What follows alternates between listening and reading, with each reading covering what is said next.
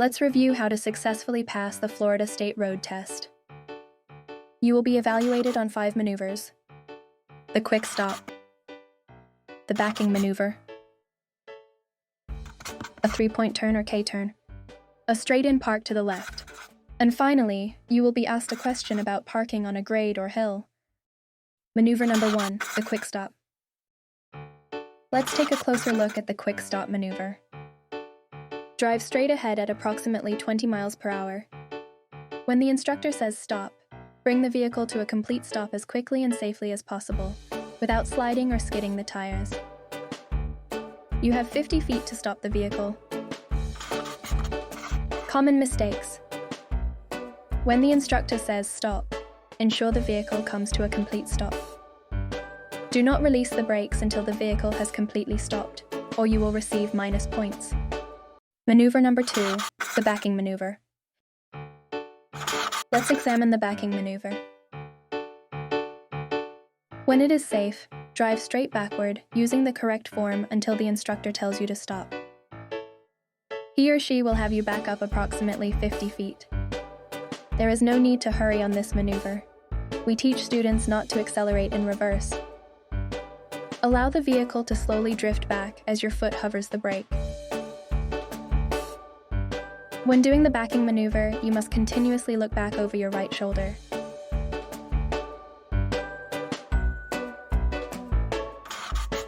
Let's take a look at 2 common mistakes. Mistake number 1. Using your mirrors and/or camera during the backing maneuver will result in a high point reduction. You must look back the entire time. Mistake number 2. It is common for students to push the steering wheel left as they lean back to look over their right shoulder. This can cause the vehicle to drift into the adjacent lane, resulting in an automatic failure. Maneuver number 3, the 3-point turn. Let's examine the 3-point turn. To begin the 3-point turn, signal right and edge towards the right side of the road to maximize space. Be careful not to hit or scrape the curb. Once you have done this, come to a complete stop. Then, there are 3 important lefts to remember. Signal left.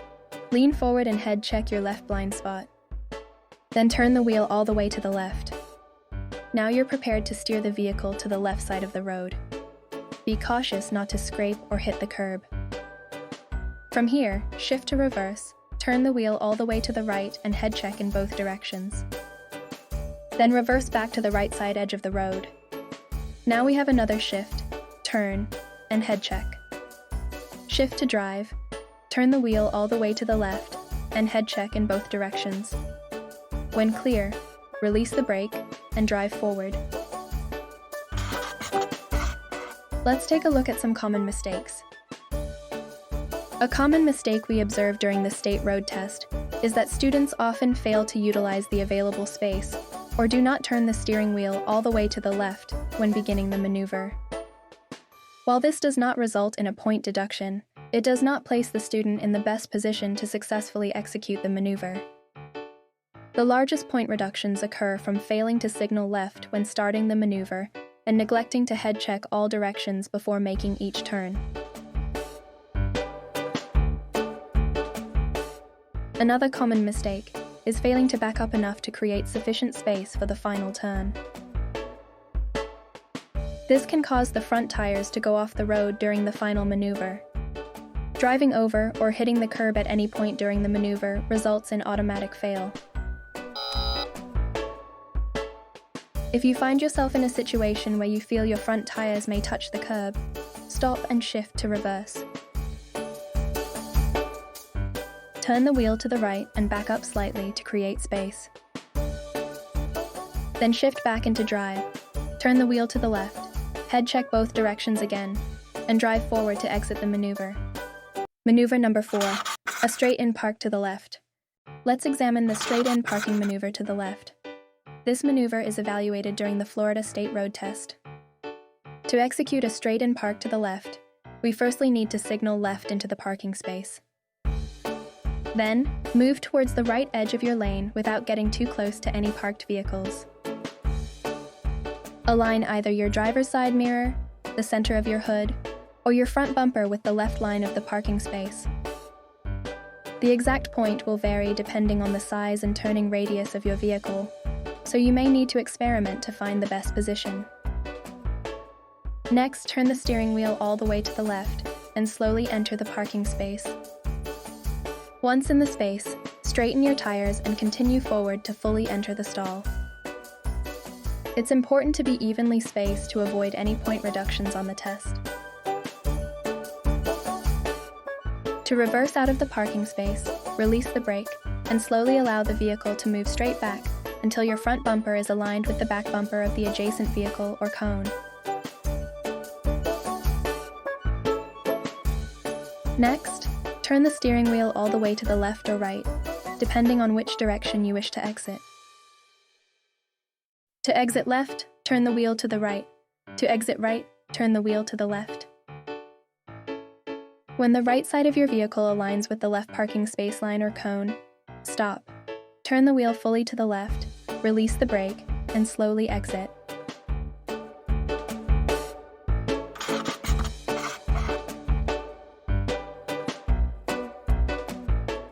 A common mistake observed during the state test is hitting or knocking over the far cone. This offense results in an automatic failure. We understand students feel nervous when it comes time to test, and these nerves often lead to simple mistakes. If you find yourself in a situation where you might hit the cone, simply stop. Turn your wheel to the right and reverse to create some space. Then, turn the wheel to the left as needed and guide yourself into the parking space.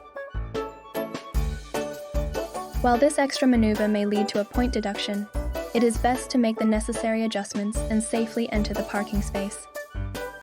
Maneuver number 5, parking on a grade or hill. Let's review parking on a hill. During the state road test, you may be asked to explain what you would do in one of the following 3 scenarios. Let's evaluate each scenario. Starting with parking up a hill with a curb on the right. When parking up a hill with a curb on the right, we must first turn our wheel to the left, away from the curb. An analogy we use to help students remember to turn the wheel away from the curb is, Superman flies up, and away. So, when parking up a hill, think, Superman flies up and away from the curb. Then put the car in park. Engage the emergency brake. And turn off the vehicle.